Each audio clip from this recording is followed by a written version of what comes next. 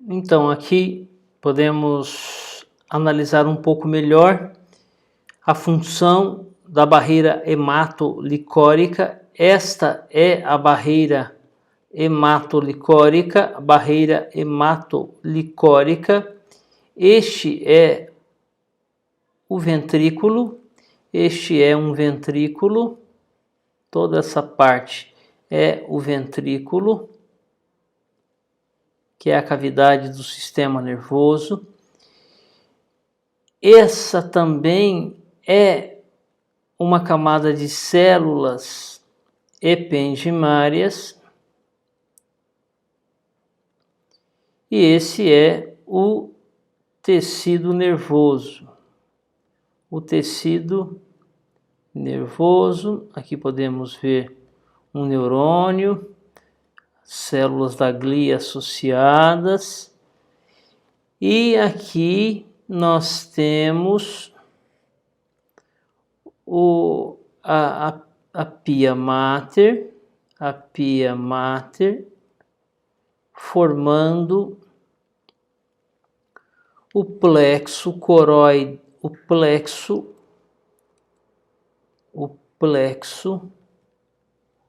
coroide. Este é um capilar fenestrado, e esse capilar então vai liberar materiais, moléculas, por causa de suas fenestras, e essas moléculas vão ser seletivamente transportadas. Algumas serão transportadas, outras não. Algumas serão transportadas e outras não vão poder passar.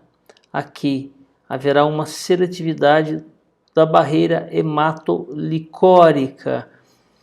E essas substâncias que atravessam podem chegar ao tecido nervoso. Por isso que a barreira hematolicórica deve ser seletiva. Vamos analisar algumas dessas substâncias. Observem bem o sódio, a concentração em milho equivalente por litros. Aqui no sangue, nós temos uma concentração um pouquinho menor do que no líquido cerebroespinhal, da região lombar. Então aqui há a passagem do sódio. O sódio é transportado para o líquido cerebroespinhal, que está no interior do ventrículo. Temos também o transporte de cloreto de sódio. Observe o cloreto de sódio, que vai ser bombeado juntamente com o sódio para um equilíbrio eletrogênico, para um equilíbrio eletrostático. E aqui vamos observar o potássio. O potássio não é transportado com facilidade. Na verdade, o potássio ele é recolhido. O potássio é recolhido porque o potássio ele provém das atividades neuronais. O potássio, então, ele é recolhido. Potássio, ele é levado de volta. O potássio sai daqui e é levado. O sódio e o cloreto, também o bicarbonato. Esses íons são levados para o tecido do sistema nervoso central. Vamos analisar a glicose. A glicose não passa aqui com facilidade. Então, o sódio passa com facilidade, ok.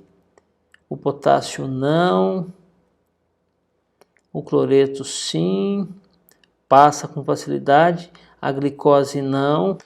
A glicose, ela vai entrar por capilares presentes lá no tecido nervoso, aonde vamos encontrar a barreira hematoencefálica, que vamos tratar numa aula posterior, uma aula seguinte. Também nós temos uma seletividade para proteínas. Essas proteínas não passam aqui. Observe, essas proteínas não passam. E o pH fica um pouquinho mais ácido aqui no líquido, mas praticamente isso não tem diferença significativa. Então, esse transporte seletivo envolve proteínas que se encontram nas membranas basolaterais. As proteínas são carreadores do DUX, que é o propósito do nosso curso. E aqui vemos o capilar fenestrado, como já falamos, o transporte de moléculas pequenas através desses poros, dessas fenestras, e essas são as células. Esta é uma célula do epitélio coroide, que é, na verdade, uma célula ependimária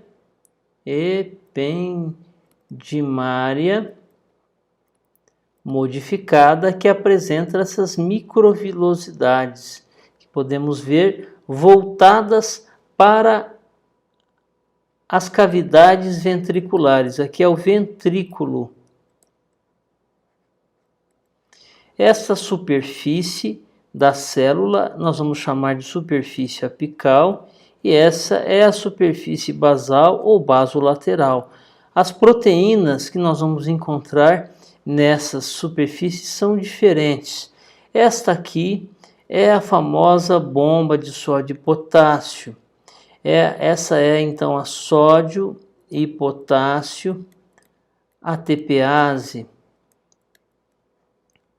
a bomba de sódio e potássio, que joga sódio para o ventrículo na formação do LCS, do líquido cerebroespinal.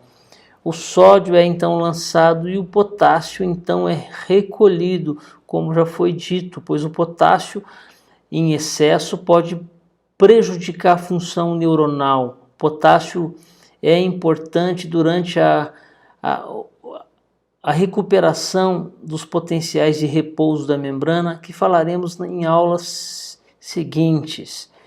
Aqui queria chamar também a atenção para algumas moléculas que podem passar, como a água atravessa por osmose, moléculas lipossolúveis passam com facilidade.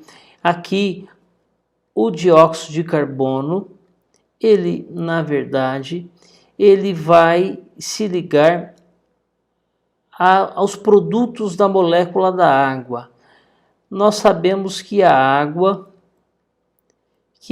se dissocia em H+ e bicarbonato. O H+, ele é retirado da célula em troca de sódio, um transporte ativo secundário.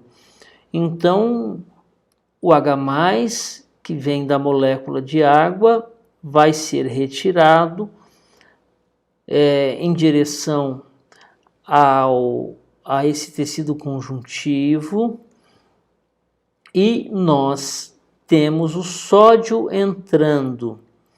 E nesse lado, aqui então o H+, e esse lado é o OH-. O OH- se liga com o CO2 e forma ácido carbônico.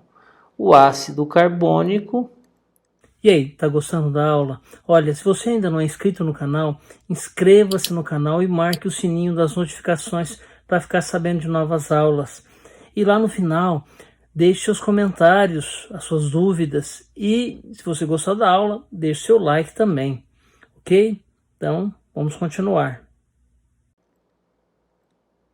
Dissocia mais uma vez em bicarbonato e o bicarbonato vai ser absorvido juntamente com o cloreto. É muito importante esta passagem de íons negativos juntamente com íons positivos para manter a neutralidade das membranas e do líquido cerebroespinal. Então, o que temos aqui? O que temos? Temos, na verdade, o bicarbonato entrando, o cloreto entrando, o sódio entrando, água e pequenas moléculas lipossolúveis também vão passar através dessas membranas. Aqui, através dessas membranas, vão passar micronutrientes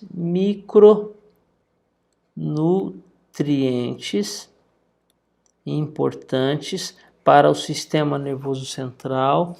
Esses micronutrientes, eles são alguns exemplos desses micronutrientes. Um deles é a vitamina B6, a piridoxina, uma vitamina muito importante para o sistema nervoso central. Os micronutrientes são moléculas, nutrientes requeridos em pequenas quantidades. Folatos que também fazem parte do complexo B, são vitaminas do complexo B, e também a vitamina C. Então, esses são micronutrientes que passam através desses transportadores. Esses são carreadores. Alguns sistemas são sistemas de antiporte, de troca, um entra, o outro sai. E alguns sistemas de simporte, ambos entram. Aqui sódio e cloreto entram. E essa é a bomba de sódio e potássio, ou sódio e potássio, ATPase. Então, este é todo esse esquema, esse desenho, representa todos os transportes necessários para a formação do líquido cerebroespinal na barreira hematolicórica. Então, esta é a barreira hematolicórica. Esta é a barreira hematolicórica.